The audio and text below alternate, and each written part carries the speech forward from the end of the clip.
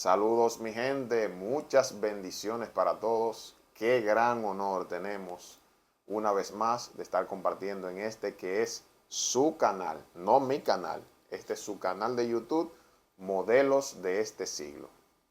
Señores, hoy me siento más que agradecido. Tengo a mi lado a una gran persona, un gran hermano en la fe, que yo le titulé hace muchos años maestro de maestros. Así que hoy vamos a compartir con el licenciado Genaro Bretón. Mi estimado, muchas bendiciones. Un placer, hermano. Un gozo grande en verle de nuevo. Claro que sí, y el honor es mío, el privilegio es mío. Miren, ese hermano que está ahí, sentado al lado mío, tiene una estima alta de muchos de nosotros, no solamente por su grado intelectual, en lo que es la parte histórica del cristianismo, sino por su testimonio de vida. Nosotros agradecemos al Señor por hermanos en la fe como usted, Genaro Bretón, y de verdad que es un gran honor poder compartir con usted hoy aquí. Estamos en la Iglesia Bautista de la Gracia, compartiendo este conversatorio sobre la cronología de la Biblia, de la llegada de la Biblia aquí a la isla. Quédense ahí, que esto va a ser interesante para todos nosotros. Profe, así que yo le voy a decir a usted durante todo el recorrido. Profe, como es la primera vez que usted participa aquí en el canal, nuevamente le agradecemos. Es una oportunidad grande, me siento contento de compartir con usted. Pero como es la primera vez, podemos preguntarle para romper un poco el hielo, ¿qué tiempo ya tiene usted en la fe cristiana? Bueno, alrededor de 35 años. O sea que usted... Sí. Usted como del 89, 88. 85, 86 por ahí. Sí. En Fuente de Salvación, pues, digamos, me inicié en la fe cristiana, evangélica, porque sabemos que las raíces de la mayoría de las personas de mi edad son católicas. Son católicas, sí, tradicionalmente. Sí, o más bien, católicas romanas. Sí. Porque eso merece una aclaración ahí, muy si importante. se quiere, porque también los cristianos evangélicos somos católicos en cuanto que entendemos que el llamado a salvación es para toda la humanidad, es universal. Exactamente, ese es el significado original de la palabra católico, universal. Entonces, profe, usted ya 36 años en la fe. Entonces, mi estimado, eso es en la parte de su tiempo militando en la fe, pero ya usted es maestro, usted es profesor. ¿Qué tiempo ejerciendo ya? Sí, realmente en la UNED me inicié tímidamente en 1995. En la Universidad Nacional Evangélica. Sí, por realmente la necesidad de un profesor de historia. Yo, como profesor de ciencias sociales, pues me era bien muy afín. Y bueno, la universidad tuvo que echar mano de mí para resolver ese vacío.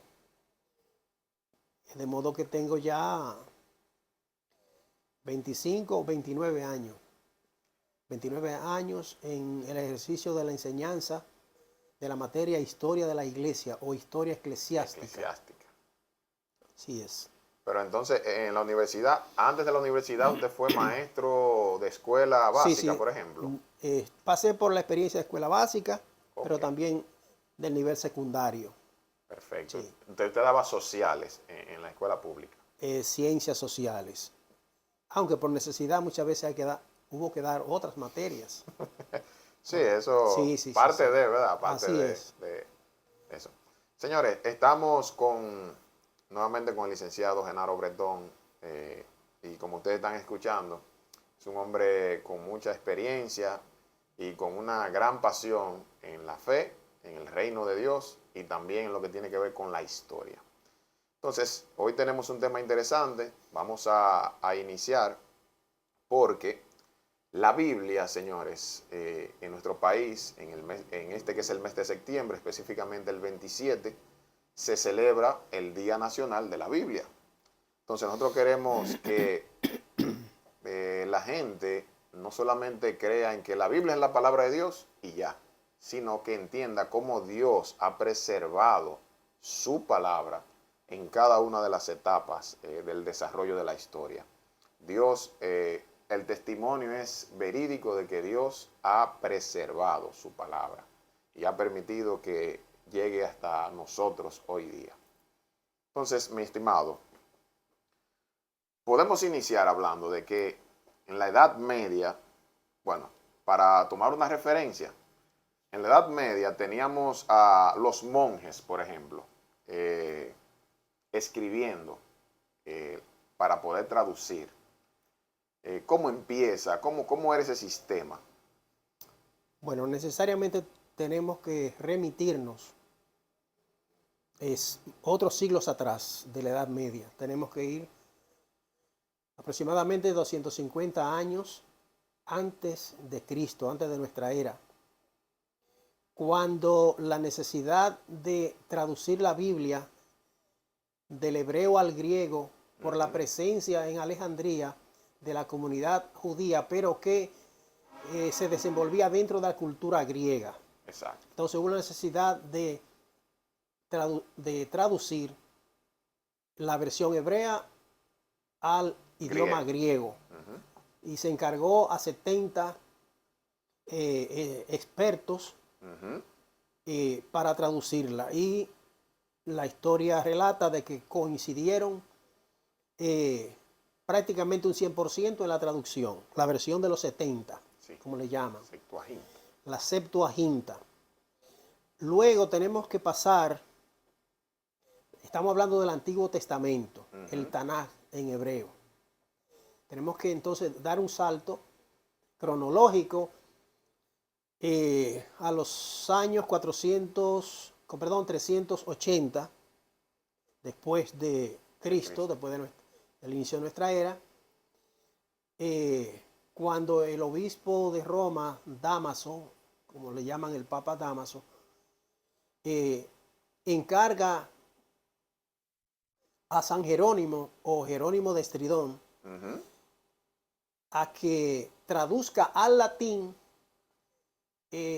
además del Antiguo Testamento, ya el Nuevo Testamento, que había estado circulando y se había estado multiplicando de manera manuscrita de iglesia en iglesias.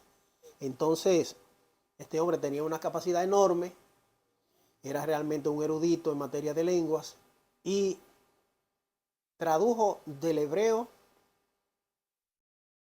usó el hebreo y también la Septuaginta la usa para traducir el Antiguo Testamento, pero de esos manuscritos griegos lo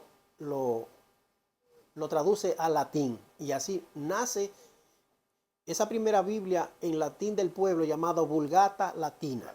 De ahí el nombre de Vulgata viene de vulgo, sí, que se refiere al pueblo llano, un latín, ¿verdad? Del diario vivir. Sí, sí. El latín que era el idioma oficial del Imperio Romano. Exactamente.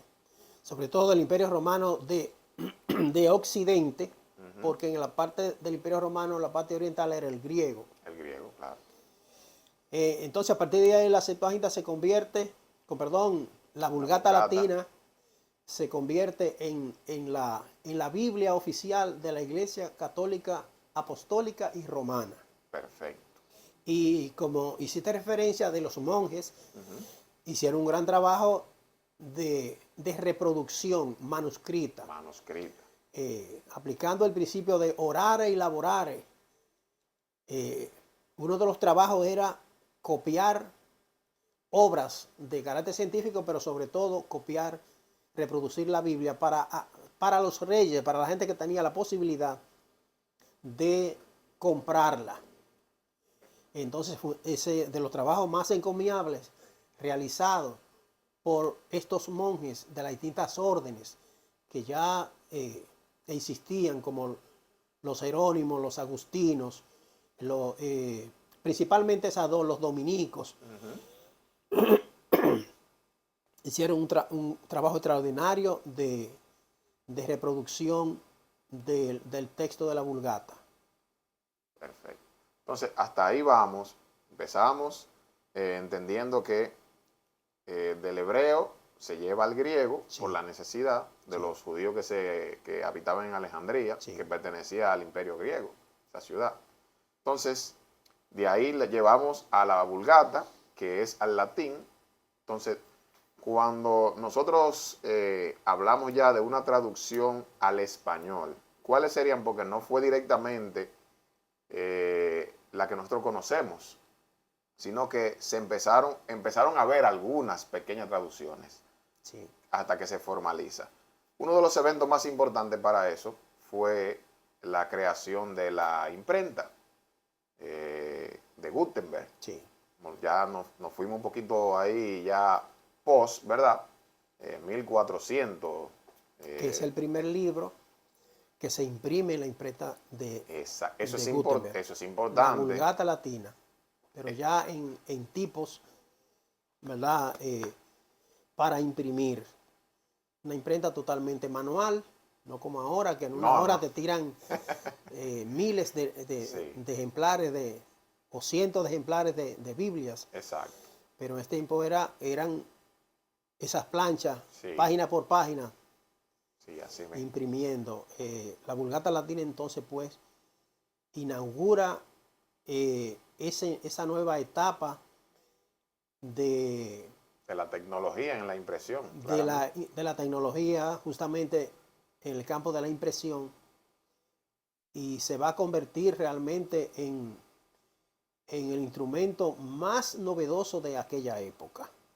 Que nos beneficia Sí. a nosotros. La imprenta fue en aquella época lo que hoy es el Internet a nosotros hoy. Perfecto. Entonces de ahí se empieza a formalizar la Biblia como mayormente nosotros la tenemos hoy día, como un libro, Sí. con sus páginas.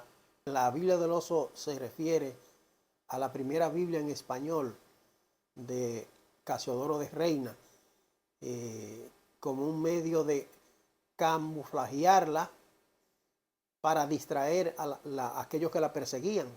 Perfecto. Si le ponían, digamos, una cruz, y iban a averiguar, vamos a ver. Pero entonces, con la portada de un oso comiendo miel, Exacto, no sí, todo el mundo percibía. iba de manera clandestina junto con otros artículos. Fueron épocas muy difíciles, muy fuertes. Es importante, profe, contextualizar ahí de por qué eso de camuflajear. Y es que tenemos la Vulgata pertenecía ya a, como usted dijo ahorita mismo, a quienes tenían las posibilidades, Sí. pero todavía el pueblo en sí No, no tenía ese beneficio. exacto. Y ahí hay un contexto interesante. Todavía la Biblia seguía siendo inaccesible digamos, para el pueblo llano. Además que la Biblia la Vulgata latina ya en imprenta seguía siendo en latín. Solamente los altos, personas de altos estudios universitarios podían, y los religiosos, los obispos y demás, que habían estudiado teología en las universidades de entonces, podían leer la Vulgata latina, ese libro ya impreso, pero el pueblo no.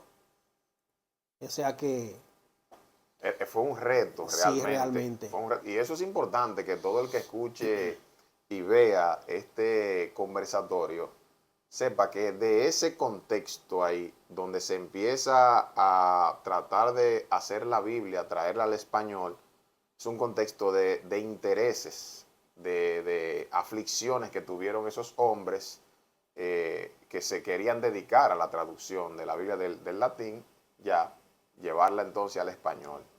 Entonces, profe, 1450 viene la primera impresión ya. Se dice que se hicieron unas 180 copias, más o menos, en ese tiempo. Entonces llegamos al 1492. ¿Cómo podemos enlazar una cosa con la otra? La imprenta nos ayuda a tener la Biblia física. Tenemos el 1492, que es donde se estima que fue el primer viaje Sí. colonizador. ¿Cómo una cosa influencia a la otra? Bueno, hay que hacer referencia necesariamente a un hecho importante que ocurre en España cuando se unifica Castilla y Aragón, ¿verdad? Por intereses políticos. Resulta que la reina Isabel, una mujer líder desde muy temprano y con gran visionaria, ella ordena la traducción de la Biblia, la impresión más bien de la Biblia políglota en España, en hebreo, en griego y en latín. Se dice que en España la Iglesia Católica tuvo una reforma interna en materia de disciplina, porque sabemos que en otros ámbitos, áreas de Europa había muchos problemas, pero los españoles se adelantaron y los religiosos de allá establecieron disciplina. Es decir, no había una dependencia del Papa como en otras partes. Okay. Entonces ese liderazgo de la reina Isabel va a ser muy importante, inclusive en la misma conquista de América, donde, ¿verdad? A ellos financiar el viaje de Cristóbal Colón, costos, sí. Pues una de las condiciones, según las capitulaciones de Santa Fe, es decir, esos acuerdos entre la reina y Cristóbal Colón era evangelizar las personas que encontraran en ese nuevo mundo con el que posiblemente se iban a encontrar. O sobre todo en Oriente, lo que no se sabía que iba a ser América, que era desconocido para ellos. Un paréntesis, profe, disculpe. Vamos a quitar este prejuicio. Mucha gente cree que la salida de Colón fue hacia la India, o sea, Oriente realmente.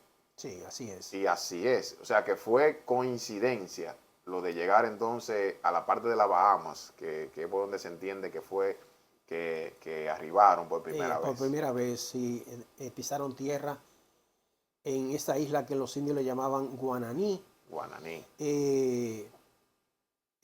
Los expedicionarios, según investigaciones, traían consigo la Biblia. Traían la Biblia. Sí, traían la Vulgata. Perfecto. Entonces, el primer territorio de América donde llega la Biblia es esa islita, en el primer viaje, en 1492.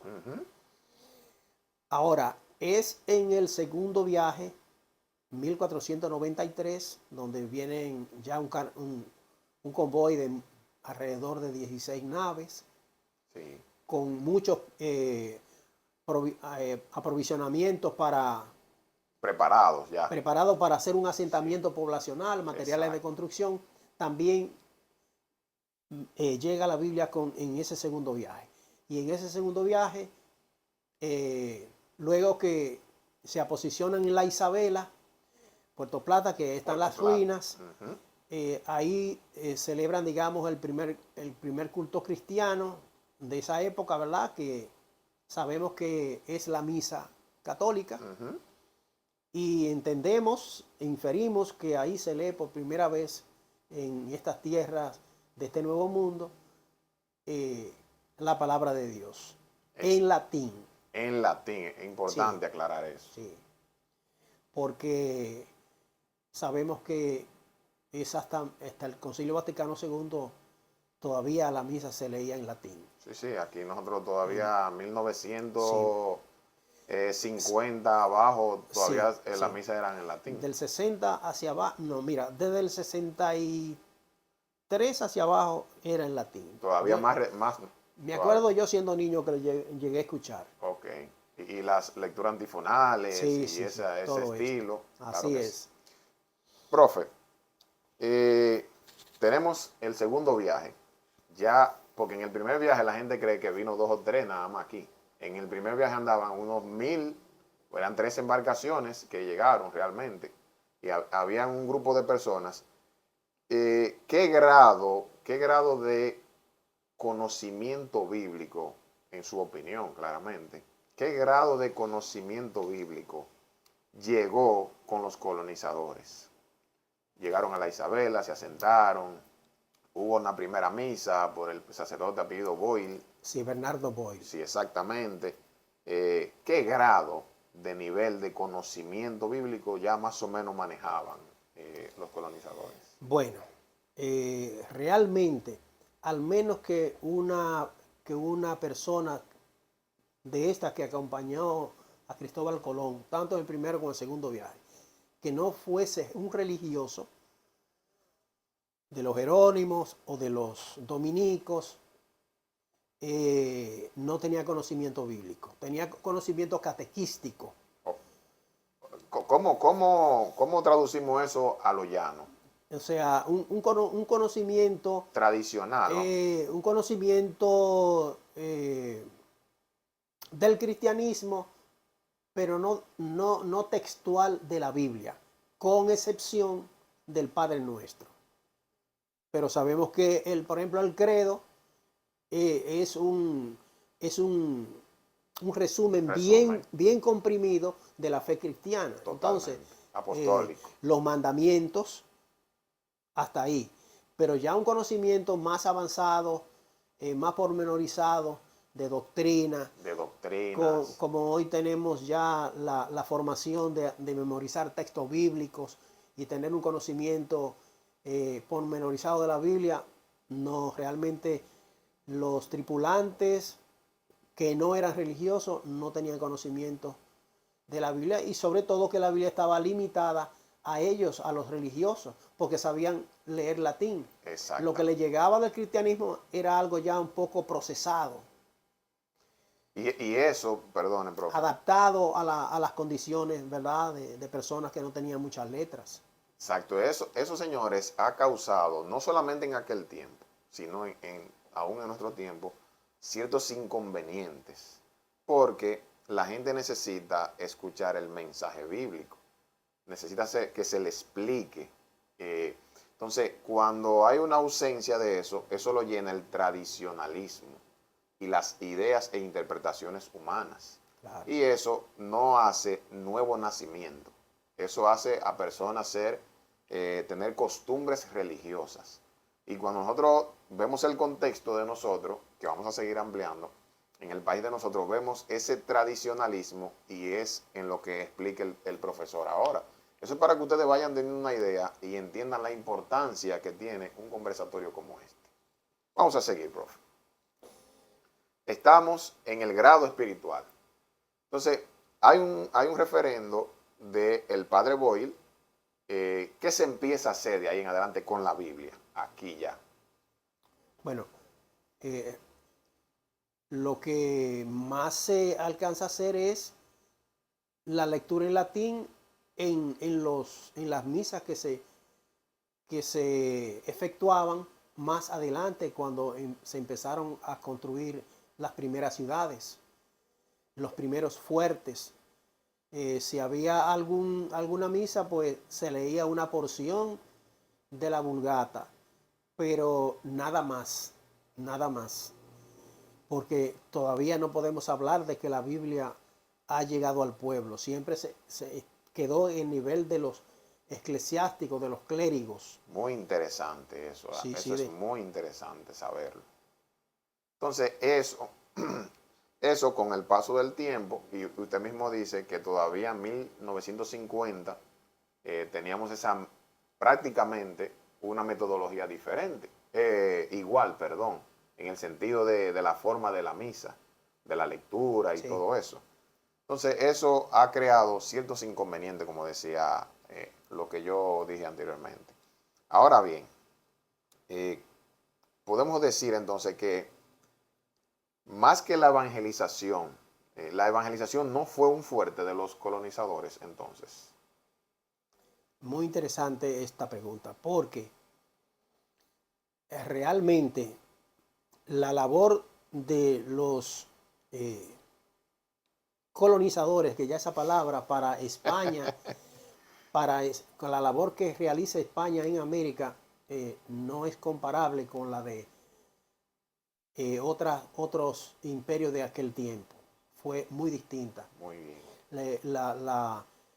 Los españoles realmente procuraron extender el imperio español a América. Y se mezclaron con la población indígena. Aprendieron sus idiomas. Tradujeron porciones de, digamos, el fundamento de la catequesis, hicieron traducción a las lenguas originales. Hay que reconocerle a España que el trabajo de la evangelización, ¿verdad?, desde el punto de vista católico, lo realizaron. Y bajo mucho sacrificio de parte de dominicos, sobre todo, que son lo más representativo para nosotros los dominicanos, que viene de dominicos. Entonces, mucho sacrificio, mucha gente que llegó a morir por causa de esa entrega a la enseñanza a los indios y en la defensa de ellos, porque los encomenderos por su lado no trataron con misericordia a los indios. Mire, eso es una parte súper importante la que usted está tocando ahora, porque todavía nosotros tenemos a personas que creen en la narrativa de los cascabeles, de los espejitos. O sea, que las riquezas de este país se llevaron a cambio de cascabeles, que engañaban a los indígenas, y no es, esa no es la realidad, es una narrativa. Hubo una primera etapa que pudo haber sucedido. Como siempre, una persona con más experiencia tiende a engañar a un inocente, como eran los indios realmente. Por ejemplo, se habla de que a Caonabo lo apresaron sin él saber que era una esposa. Exactamente. Unos grilletes que le iban a poner. Entonces, Totalmente. con el asunto de los espejos y eso por oro, pues no se puede dudar. Pero el asunto de la extracción de riqueza de América realmente fue usando la mano de obra indígena. A principio de una manera muy brutal, muy fuerte. Se fue suavizando un poco porque se establecieron, por ejemplo, las leyes de Burgos para suavizar esa situación. La misma reina, mientras estuvo viva, fue defensora del respeto a la vida de los indios, porque ella le entendía que eran sus súbditos y que debían tratarlo como debía ser, porque eran personas que tenían alma, las cuales había que salvar. De que los encomenderos hicieran otra cosa, ya eso es costumbre. Dan leyes, pero no la cumplen. No la cumplen. Y eso sucedió en los tiempos de la colonia. Donde más hubo maltrato fuerte a principio por la inexperiencia y una serie de salvajadas que hubo, fue en la española. Pero luego, en otras partes de América, no sucedieron las cosas igual que aquí. Porque aquí fueron matanzas, muchas veces a mansalva, pero allá fueron guerras. Pero ya eso es un punto que habría que entrar en detalle, porque entre las tribus de otros puntos habían enemistad. Entonces los españoles se aliaron con unos para vencer los otros. Bueno, pero ese es un tema ya de historia pura, pero sí, que lo hemos colado aquí. Pero que es importante, sí, porque todavía muchos de los dominicanos no estamos conscientes de que la colonización no es solamente verla desde un punto de vista, sino que tiene varios aspectos. Como todos los procesos realmente en la vida, hubo evangelización, pero también hubo sus maltratos, sí, lamentables, muy, sí, lamentables a la población indígena. Tristemente, en toda la historia de la humanidad ha sucedido el fenómeno. En los tiempos de la esclavitud, pero en los tiempos de la servidumbre del feudalismo, en los tiempos de la españolización de América, porque no podemos llamarla colonias.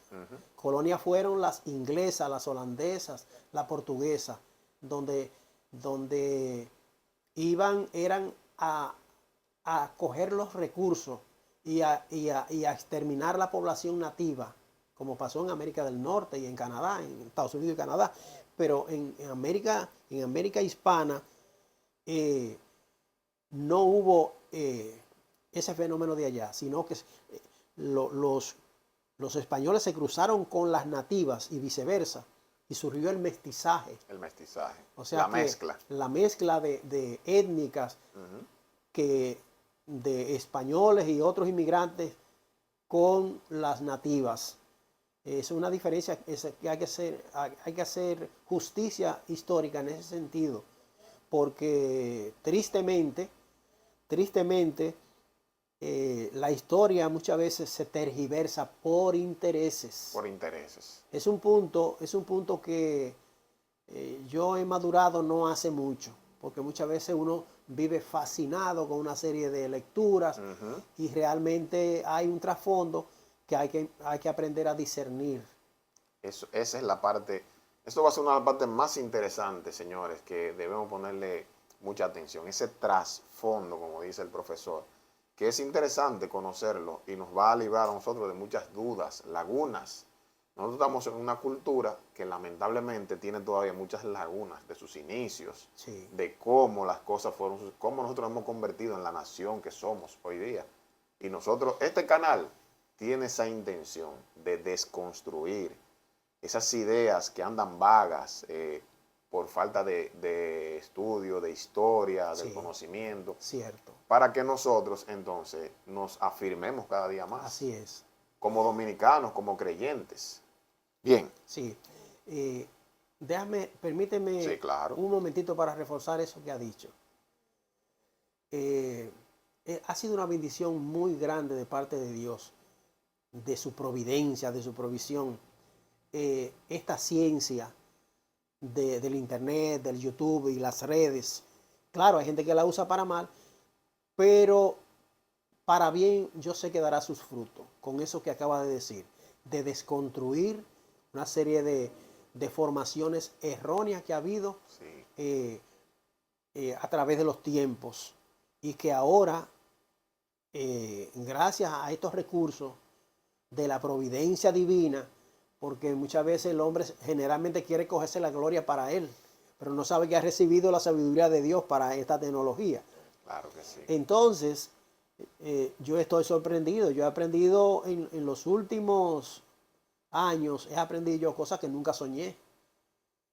Y he visto que hay recursos enormes en otros países. Claro que sí. Y que nos llegan a nosotros, aunque sea un poquito, por la... No hay limitante, profe. No hay limitantes. Entonces, que Dios te ayude y te provea todas las luces necesarias para que pueda hacer un buen trabajo en esto que acaba de decir. Amén. Para iluminar las almas que tanto lo necesitan.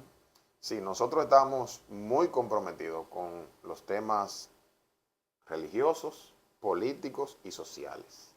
Y nuestra intención es desconstruir. Gloria a Dios. Desconstruir, porque nuestra juventud está siendo secuestrada, no tiene identidad, lamentablemente, se está trabajando mucho en eso, pero siempre el Señor ha tenido un remanente que preserva ese remanente y siempre ha preservado las Escrituras para que sea nuestro fuerte. Lo que tenemos que hacer es mantenernos ahí en la línea de las Escrituras, que es lo más importante. Profe. Quedamos en 1493 después de este paréntesis. Sí, esos paréntesis dentro de un conversatorio son súper interesantes. Yo no sé qué ingredientes que tienen esos paréntesis que se habla siempre algo sumamente interesante y de mucho beneficio para todo el que ve el video.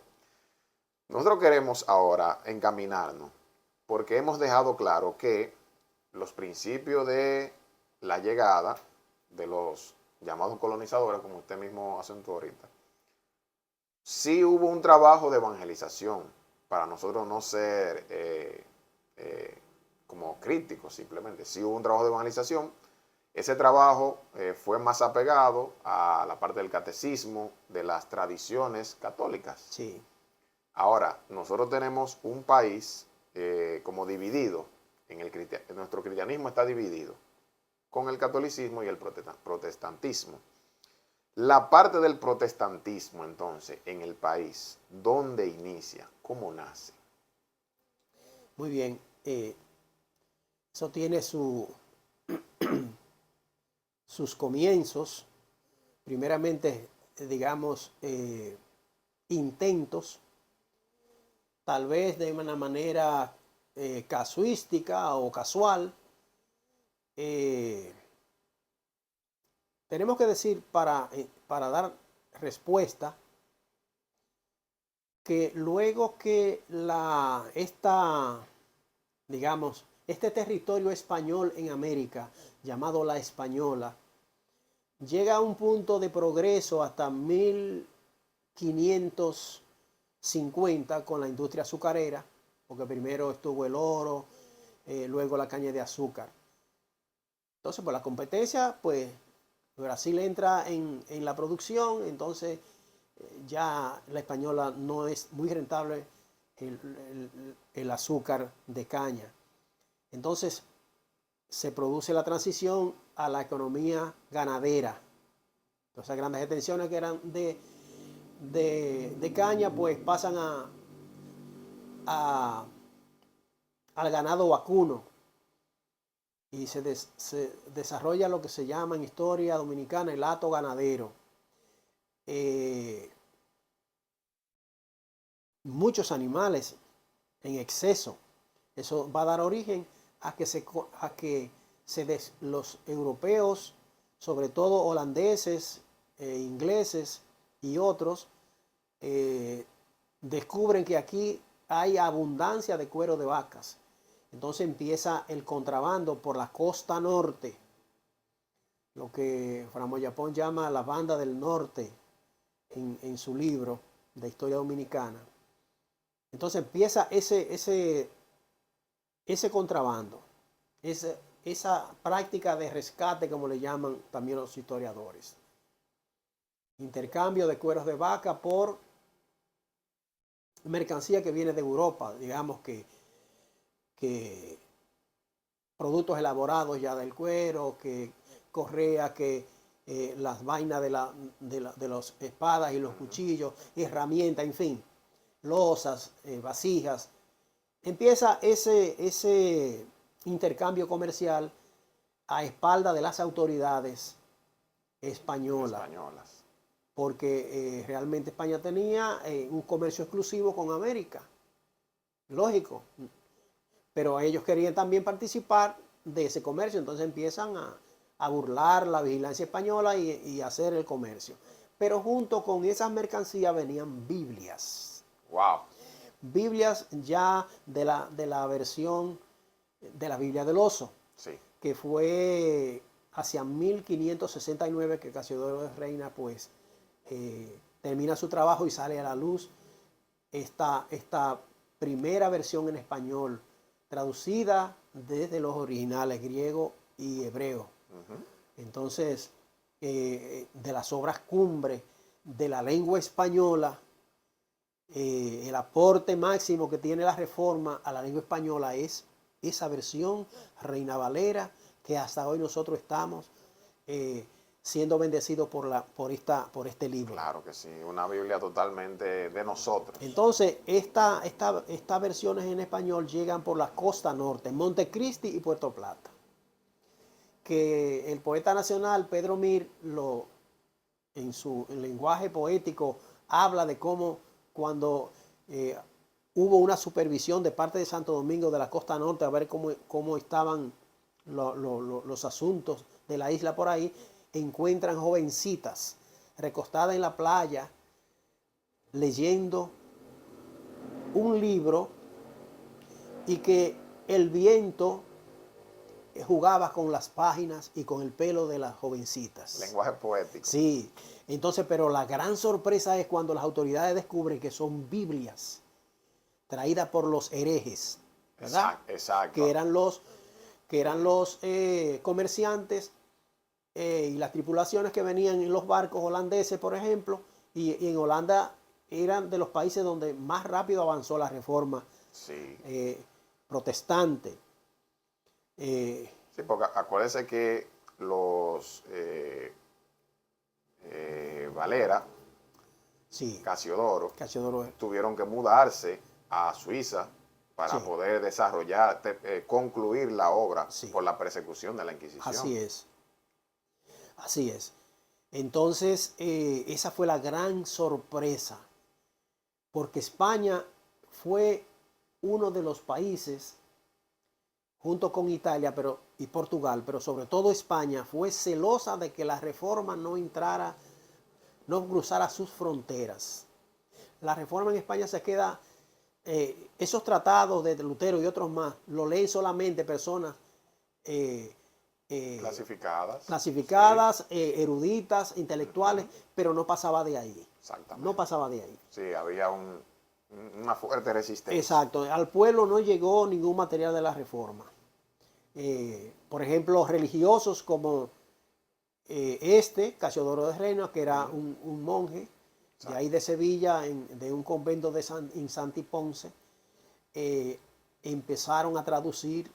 Ese era un núcleo de reformados que había, porque el que lee la Biblia, es imposible. El Espíritu de Dios le ministra, le revela, le transforma su mente y su corazón, claro, y necesariamente tienes que descubrir la verdad. Entonces ese grupo empezó ese trabajo ahí, específicamente Reina Valera, pero como acaba de decir, tiene que salir para Ginebra, Suiza, y también estuvo hasta Inglaterra huyendo, porque era perseguido donde quiera que iba. Perseguido totalmente.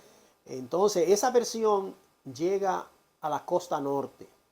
Aquí tenemos, en esta parte tenemos ya formalmente la Biblia protestante, la Biblia Reina Valera. Llega a la española por primera vez. Por primera vez, en español. En esos años que van entre 1600, 1605. En ese espacio aproximadamente, y quizá otros años más para atrás empiezan a llegar a Biblia, pero las autoridades no sabían nada. Okay. Entonces, en esa visita, siguen investigando y descubren una buena cantidad de Biblias. Algunas 300 la recogen y la llevan a la capital. En el Parque Colón hacen una pila. Le prenden fuego. Le echan, no me acuerdo cómo se llamaba el material de entonces que incendiaba, porque hoy tenemos gasolina y gasoil. No recuerdo inmediatamente. Rocían con ese material inflamable las Biblias y le prenden fuego. Aclarando, sí, a las Biblias que habían llegado, sí, ya en español. Así es. Se secuestran las Biblias, se traen aquí a Santo Domingo. Sí, de acá, de Puerto Plata, Montecristi, la llevan, la transportan a la capital, y en el Parque Colón, en esa zona ahí, pues queman. Frente precisamente a donde luego estuvo la sociedad, las Sociedades Bíblicas Unidas, frente a ese lugar donde incendiaron la Biblia, coincidencialmente ahí se convierte en un centro, wow, de distribución de la Biblia a nivel nacional. Wow. Como son las cosas de Dios. Qué dato. Algo parecido a lo que pasó con Voltaire, que llegó a blasfemar y decir cosas sobre Dios y la Biblia. Sin embargo, la casa de él con el tiempo se convierte también en un centro de distribución de acopio de Biblias para distribuirla. Wow, pero qué interesante, señores. Sí, así son las cosas de Dios. Muchas veces incomprensible, pero claro que sí, soberanos. Con hechos palpables, hechos históricos. Entonces, son quemadas las Biblias. Son quemadas las Biblias. ¿Por qué? Porque realmente fue un escándalo. Esa noticia llega a las autoridades allá en España, y allá llega la orden de que toda esa población hay que trasladarla de ahí. Ellos, los pobladores, se resisten porque será su medio de vida. Mira, desde el punto de vista del capitalismo, a la española entra el capitalismo primero que a otras partes de América, pero por razones, en este caso, religiosas, del celo que tenía España, un antiprotestantismo salvaje, pues impiden que prefieren eliminar esas ciudades antes que siga llegando la Biblia por ese lugar. Antes de que los herejes holandeses y demás sigan haciendo trasiego de mercancía, y entre ellas la Biblia, a la española. Y ya conocemos por historia dominicana lo que se llama devastaciones de Osorio. Antonio de Osorio era el gobernador de entonces, y a él le tocó pues arrasar esas ciudades. La incendiaron porque los pobladores se resistieron a salir por la buena. Inclusive había hasta un sacerdote de la Iglesia Católica que apoyaba el asunto del comercio y la vida y el progreso que se había generado en la zona. Pero al incendiar todas las viviendas que había entonces, y obligaron a toda la población a trasladarse a lo que hoy es Vallaguana y Monte Plata. Monte Plata. Con Montecristi y Puerto Plata formaron Monte Plata. Okay. Y con La Yaguana y Vallajá formaron Vallaguana, que todavía son zonas ganaderas en el país. Perfecto. Porque con todo y ganado, con parte del ganado, se perdió una gran parte, llegaron allá y siguieron su vida de ganadero. Pero en punto de vista económico fue un atraso para la española muy grande.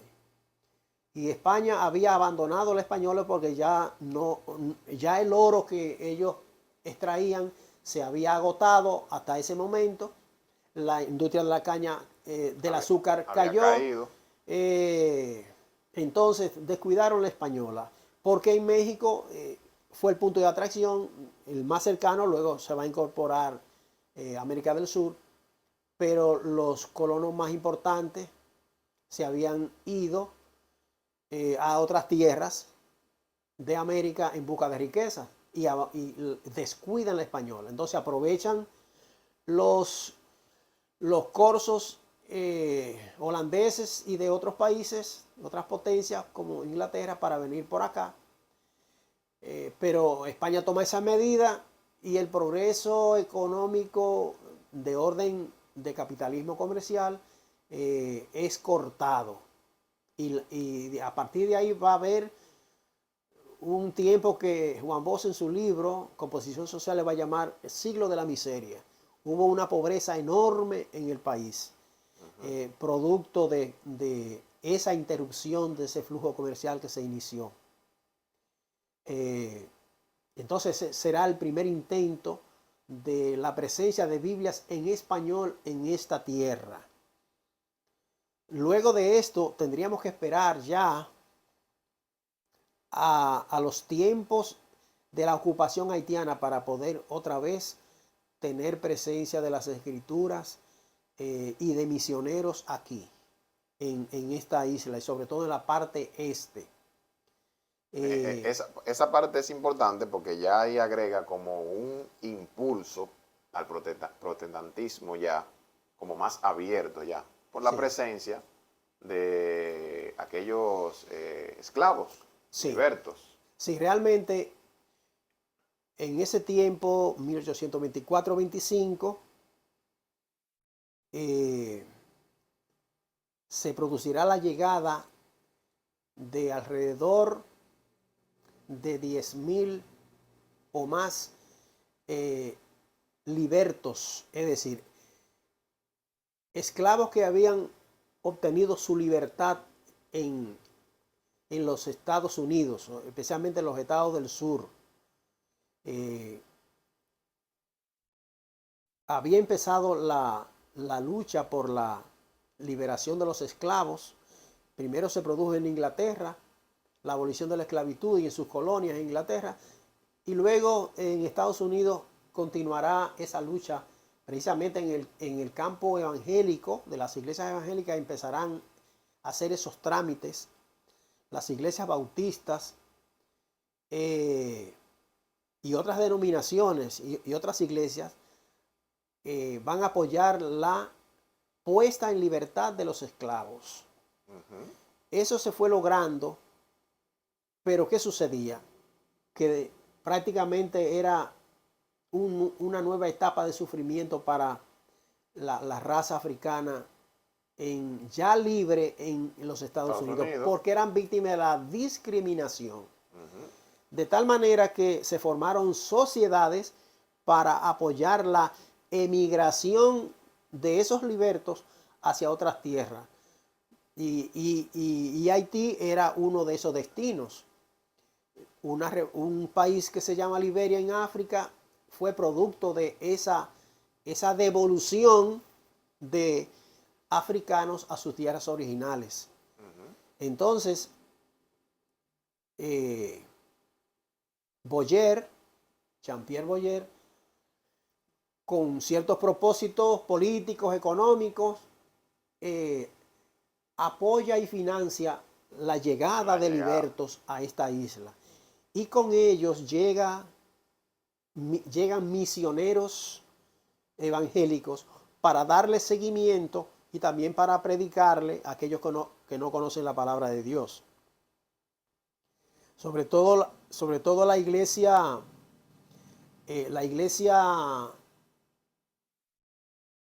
metodista o wesleyana africana va a ser la iglesia que mayormente va a apoyar, va a tener mayor presencia durante esos tiempos. Los primeros misioneros llegan en 1834 a Puerto Príncipe, Puerto Plata y Samaná, porque Boyer iba distribuyendo esa población liberta que venía de Estados Unidos por toda la isla. En la parte este con el propósito de nivelar socialmente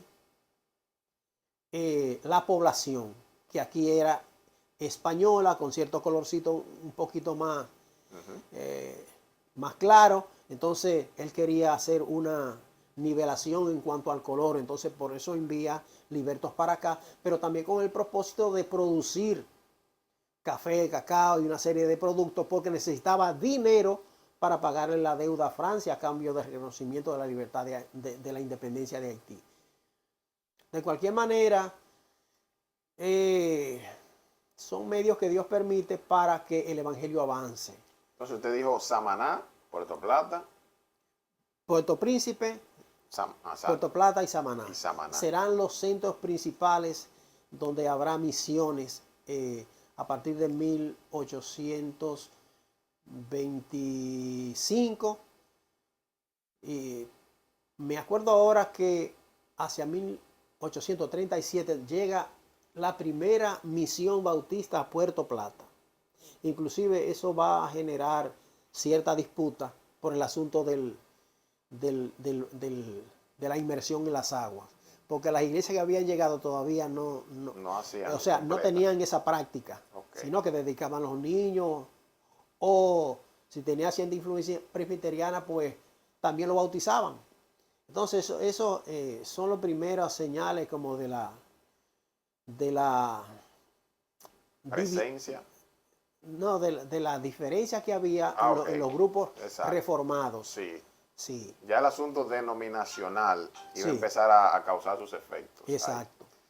Entonces, profe, podemos decir ya que de aquí en adelante hay un arranque y que de la evangelización bíblica, que eso es uno de los puntos también importantes para que todo el que vaya a tomarse su tiempo viendo el conversatorio, de aquí hay un punto de partida ya concreto, si se quiere decir, con la presencia de los libertos y de las sociedades que venían con misioneros para apoyar el trabajo evangelístico aquí.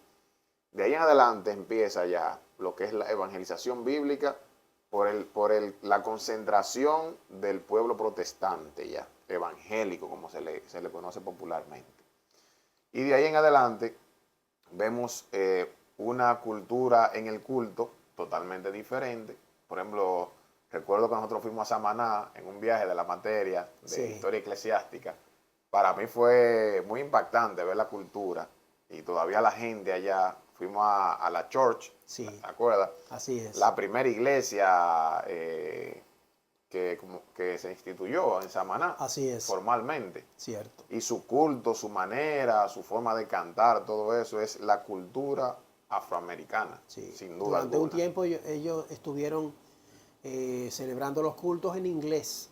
Luego fueron cambiando y la parte, digamos, del idioma, esa parte ahí se ha ido reduciendo.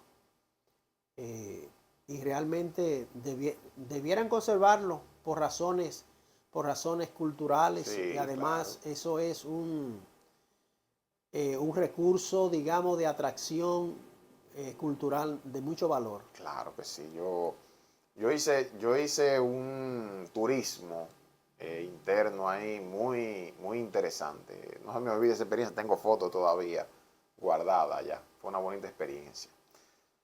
Profe, usted sabe que pudiéramos todavía, todavía hay mucho, todavía. Sí. Y hemos ido, señores, hemos ido tratando de dejar atrás algunas cosas. No vamos a abarcar Pero todo. yo creo que hay que decir algo ya para terminar, para ir cerrando. Hay otra etapa en que el Evangelio y la Biblia, por consiguiente, van a adentrarse más en el territorio nacional. Hemos hablado en el caso de la parte este de la isla, de Puerto Plata y Samaná, pero hacia 1868 en adelante, a raíz del inicio de la Guerra de Independencia de Cuba, va a haber empresarios azucareros que van a venir a la parte este de la isla San Pedro. Y entre los inmigrantes que llegarán desde las islas británicas, esas islas menores que están entre Puerto Rico y Venezuela, van a ser la comunidad de los cocolos, que ya vienen con la Biblia en la mano y evangelizados, y van a ser agentes, ¿verdad?, de multiplicación del Evangelio en la parte este. No se podía quedar ese punto, usted tiene toda la razón. Y que tenemos frutos hoy de esa comunidad, que es el doctor José Dunker, un médico psiquiatra muy famoso en nuestro país. Sí, conferencista. Sí, entonces el Evangelio por la parte este del país va a ser fuerte la influencia, la llegada del Evangelio por la parte este, porque por ahí también entrarán los pentecostales a principios del siglo XX, por ahí hacia 1910, va a hacer presencia el movimiento pentecostal por ahí. Si no estoy equivocado, los de las asambleas de Dios entrarán por ahí. También hay que hacer referencia a la iglesia metodista, las misiones metodistas que entran por Montecristi hacia 1895 y que se van a expandir por el país, sobre todo presencia en Santiago y San Francisco de Macorís, en el sur, pero en Santiago es donde vamos a tener la mayor presencia del metodismo, y con obras como el Templo de la Beler, el Instituto Evangélico y la misma Universidad Nacional Evangélica. El protestantismo empezó a evolucionar, sí, a crecer. Sí. Tenemos, y los fuertes están cuando tuvimos instituciones. Esas instituciones, porque cuando nosotros nos vamos al continente europeo, las universidades, por ejemplo, se le atribuyen al cristianismo principalmente. Claro. Las universidades europeas son frutos de la cultura cristiana, realmente. Así es. Entonces, cuando nosotros establecimos instituciones en el país, ya ahí eso fue el punto ya que pudo empezar a tener el engranaje. Así es. Para nosotros ya tener un trabajo firme y sistemático. Hay algo que hay que decir en ese orden. El gran aporte de manera así universal del cristianismo a la humanidad ha sido la educación. Claro que sí. La educación. Cualquier versión del cristianismo, donde quiera que haya llegado, ha plantado escuelas, institutos y universidades. Nosotros tenemos la primera universidad de América, Universidad Santo Tomás de Aquino, Universidad Pontificia, hoy se llama UAS. Luego, inmediatamente, en pocos años, la de Perú, en México, muchas universidades. Y también donde las misiones evangélicas van, institutos, colegios y universidades. Totalmente. De modo que es glorioso realmente el aporte en materia de educación y conocimiento y de la luz del Evangelio que ha dado la fe cristiana, especialmente la versión reformada que se ha empeñado en dar un mensaje puramente bíblico. Sí, claro que sí. Sí, con el respeto que no merecen otras denominaciones que Que han hecho un tienen la aporte. palabra, aunque le hayan agregado algunos elementos. No, y que tenemos que ser claros en ese sentido, porque hay otras denominaciones que han hecho su aporte en la parte evangelística, han sido más de la calle, más del barrio, los programas de ayuda en las Sí, comunidades, la parte de la salud sí, también, con los sí. operativos médicos. O sea, cada denominación ha hecho un aporte interesante. Claro, claro, claro. Profe, el día de la Biblia se lo debemos a un pastor, como usted mencionaba, de San Pedro de Macorís, en cierto modo. Ahora no me llega el nombre, apellido Vicioso, el pastor de San Pedro. Él tenía un miembro que era diputado y ese diputado fue el que propuso que se estableciera un día nacional de la Biblia y fue aceptado eso por unanimidad en nuestro Congreso. Y por eso estamos celebrando cada año el 27 de septiembre, el Día Nacional de la Biblia. Hemos hecho una reflexión. Ustedes no se imaginan todos los detalles que pudiéramos todavía agregar. Sí, hay Son muchos. muchos detalles. Por ejemplo, hablar de la bandera solamente sería un solo encuentro. Totalmente. Y eso es El de... nacimiento de la República Dominicana inspirado en los evangelios. No Eso hablamos de la Trinitaria tampoco. habrá que dejarlo para febrero del próximo año. Mire, para el mes de la independencia, Sí, o sea, no hablamos de los trinitarios, su influencia, la Biblia, cómo influenció así con los es. trinitarios. Hablamos de cómo llegaron los africanos, 1820 y algo, usted mencionó, pero ahí en el 44 ya estaba la independencia. O Sí, sea, nosotros podemos hacer una cronología y ir conectando, porque la historia tiene esa parte bella, preciosa, de sí. cuando es cronológica, cuando podemos ir teniendo los episodios Sí, exacto. cronológicamente, Un hilo ordenado, sistemático. sí, organizado de manera eh, sistemática, ¿verdad? Numéricamente sistemática. Porque en historia no debemos caer en lo que se llama anacronismo, que es confundir un hecho en un tiempo, ubicarlo en otro, ¿verdad? Así que, muy buena observación. Para nosotros despedirnos, entonces, profesor, 5 libros de historia, en este caso eclesiástica. Sí, vamos a suscribirnos ahí nada más. 5 libros de historia eclesiástica que usted recomienda porque usted lo leyó y son de su preferido. Hay uno que todo depende, ¿verdad?, de el interés de profundizar que tenga el lector. Hay un libro de unos autores, sus apellidos son Hurwood Jesse Lehman. Eh, este libro lo usan en los institutos, o lo usaban en los institutos de las iglesias metodistas.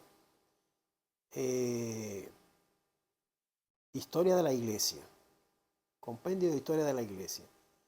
Es un libro dinámico, en cierta manera muy emocional, muy interesante. Para personas que no quieren meterse en muchos razonamientos y acumular demasiadas cosas en la cabeza. Ahora, un libro ya de análisis, un poquito más análisis crítico, es Compendio de Historia Cristiana de Robert Baker. Este libro es el texto base de historia eclesiástica de la UNED, que tiene mucho tiempo desde que llegó, desde que estuvo aquí el misionero John Medendorp,